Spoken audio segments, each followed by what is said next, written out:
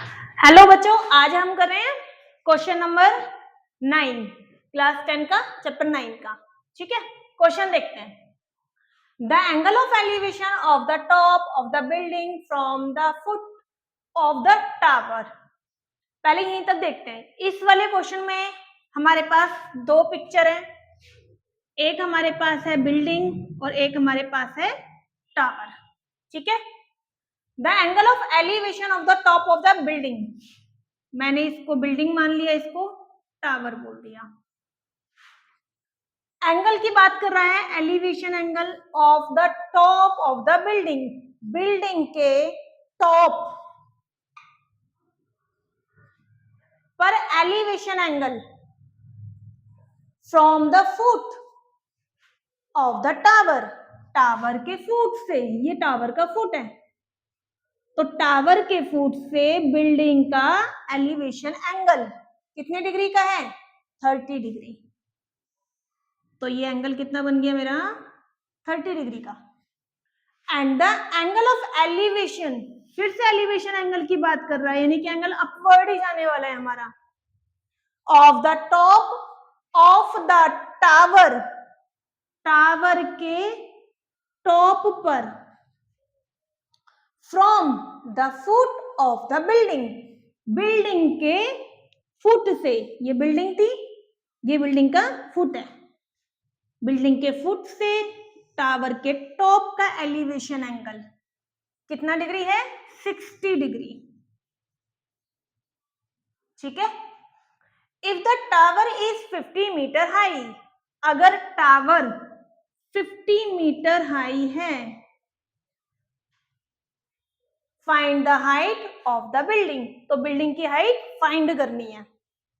ठीक है, तो जो फाइंड करना होता है उसको हमेशा एक्स लेट कर लेते हैं। क्लियर? दोनों टावर और बिल्डिंग दोनों डिफरेंट है, इसकी हाइट 50 गिवन है, लेकिन इसकी हाइट फाइंड करनी है। तो जो पॉइंट हमारे नेमिंग नहीं है उनकी नेमिंग करते हैं।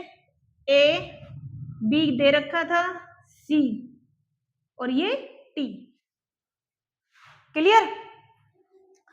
तो इसमें देखते हैं कि कौन कौन से ट्रायंगल हमारे सिलेक्ट होंगे। एक ट्रायंगल 90 डिग्री की लाइन से ये बन रहा है मेरा, बी सी टी, और second angle A T B बन रहा है। ठीक है, तो बेस लाइन जो है ना, ये हॉरिजॉन्टल वाली लाइन दोनों ही ट्रायंगल में कॉमन है, तो आप इसको वाई लेट कर लो। क्यों लेट करना पड़ता है वाई? जरा देखो यहां पर, मैं बताती हूँ आपको।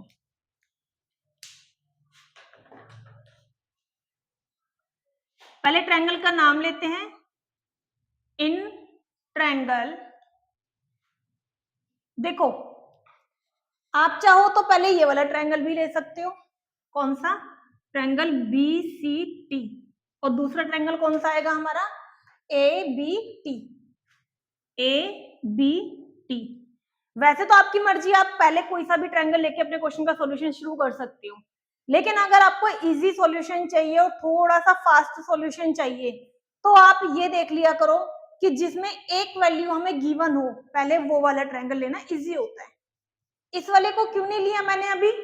क्योंकि दोनों ही वैल्यू गिवन नहीं है। अगर आप इस वाले ट्रायंगल को लोगे तो आपको एक वैल्यू इस ट्रायंगल से मिल जाएगी और उस वैल्यू को आप इस ट्रायंगल के लिए यूज कर सकते हो। ठीक है, तो इन ट्रायंगल पहले हम लेते हैं A B T. Formula select करेंगे, perpendicular by base. Perpendicular by base किस में आ रहा है? tan थीटा में। tan theta equals to, perpendicular वाली लाइन का नाम क्या है? एटी, और बेस वाली लाइन बीटी। क्लियर? थीटा कितना है इस वाले ट्रायंगल में? थीटा है 60 डिग्री। ये देखो, ए बी टी, थीटा ये आ रहा है, ये वाला मत ले लेना, क्योंकि ये वाला पार्ट तो हमारे इस वाले ट्रायंगल का है ही नहीं, ये दूसरे वाले ट्रायंगल का पार्ट है हमारा। क्लियर है? 80 50 गिवन है और बीटी की वैल्यू y। देखो बीटी इस वाले क्वेश्चन में आई ना मेरी, अगर मैं इसको y लेट कर लेती तो जब आप ये वाला ट्रायंगल लेते तो आपको इस लाइन को भी कुछ एज्यूम करना पड़ता। तो दोनों ट्रायंगल में अलग अलग वेरिएबल ना लेने पड़े, इसीलिए वो लाइन सिलेक्ट करो जो लाइन कॉमन है। अब आप देखना ये वाली लाइन दोनों ट्रायंगल में यूज होगी। tan 60 की वैल्यू √3 क्रॉस मल्टीप्लाई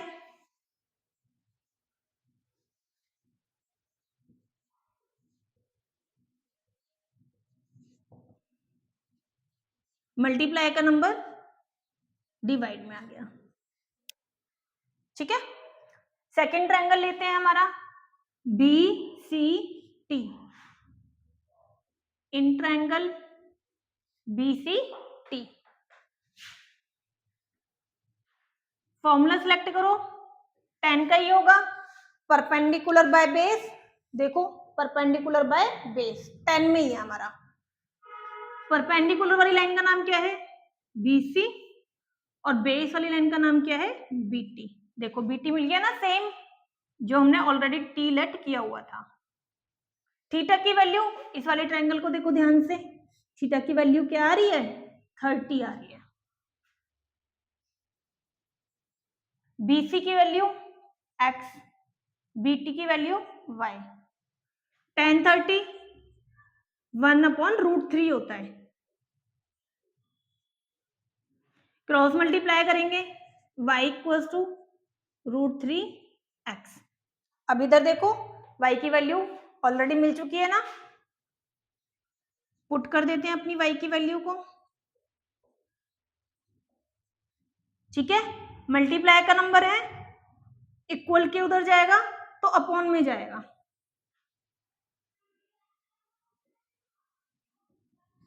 आप ऐसे भी कर सकते हो, इसके नीचे कुछ नहीं है, 1 लेट कर लिया और जो ये वाला नंबर है इक्वल की दूसरी साइड जाकर के ये रेसिप्रोकल हो जाएगा।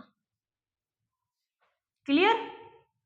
50 को जब 1 से मल्टीप्लाई करेंगे 50, √3 को √3 से मल्टीप्लाई करेंगे तो सिंपल 3। काट दीजिए।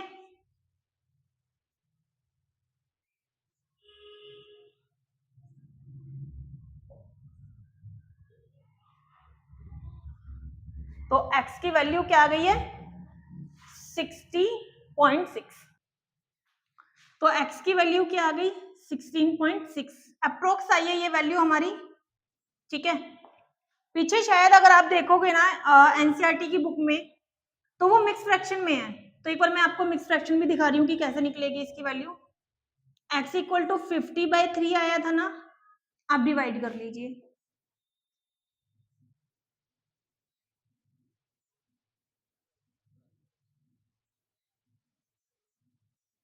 ठीक है, तो 16 होल नंबर हो गया और 2/3 फ्रैक्शन हो गई हमारी। तो आप इस तरीके से मिक्स फ्रैक्शन में भी इसका आंसर छोड़ सकते हो। Both answers are right.